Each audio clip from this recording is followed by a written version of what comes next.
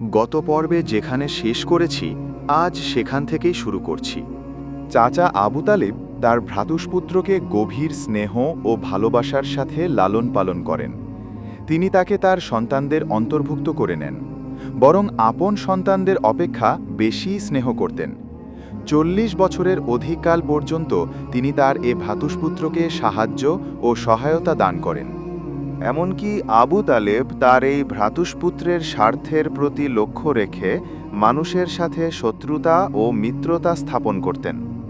আল্লাহর রহমতের সন্ধানে ইবনে আসাকের জালাহামা ইবনে আরফাতা এক বর্ণনায় বলেছেন যে, আমি যখন মক্কায় এলাম তখন চতুর্দিকে দুর্ভিক্ষ চলছিল। অনাবৃষ্টির কারণেই এ দুর্ভিক্ষের সৃষ্টি। কুরাইশের লোকেরা বৃষ্টির জন্য দোয়া করতে আবু তালিবের নিকট উপস্থিত হয়ে আবেদন জানাল। তখন তিনি একটি ছোট বালককে সঙ্গে নিয়ে বের হলেন। বালকটিকে দেখে মেঘে আবৃত সূর্যের ন্যায় মনে হচ্ছিল। কাছে ধারে অন্যান্য বালকও ছিল। আবু তালিব তার সঙ্গী বালকটিকে নিয়ে কাবা গৃহের সামনে উপস্থিত হলেন এবং বালকটির পৃষ্ঠদেশ কাবা গৃহের দেয়ালের সাথে লাগিয়ে দিলেন। বালকটি তার হাতের মধ্যে আঙুল রাখল।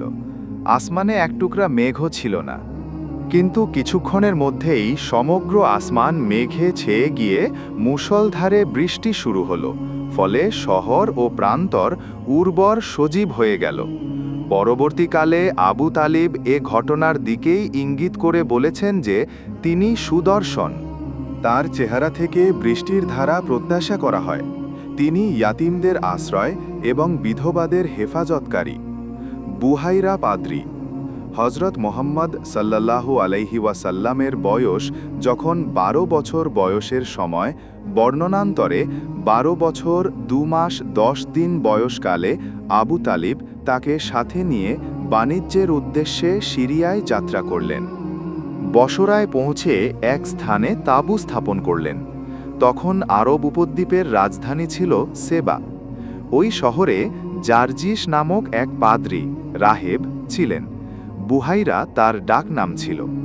তাঁবু স্থাপনের পর বুহাইরা রাহেব তার গির্জা থেকে বের হয়ে উক্ত তাঁবুর লোকদের নিকট এলেন এবং তাদের মেহমানদারি করলেন।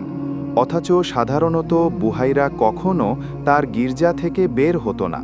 তিনি মোহাম্মদ সাল্লাল্লাহু আলাইহি ওয়াসাল্লামকে চিনে ফেললেন এবং তার হাত ধরে বললেন, ইনি সাইয়্যেদুল আলামিন, অর্থাৎ জগতের সর্দার। আল্লাহ তাআলা তাকে রহমাতুল্লিল আলামিন রূপে পাঠিয়েছেন। আবু তালিব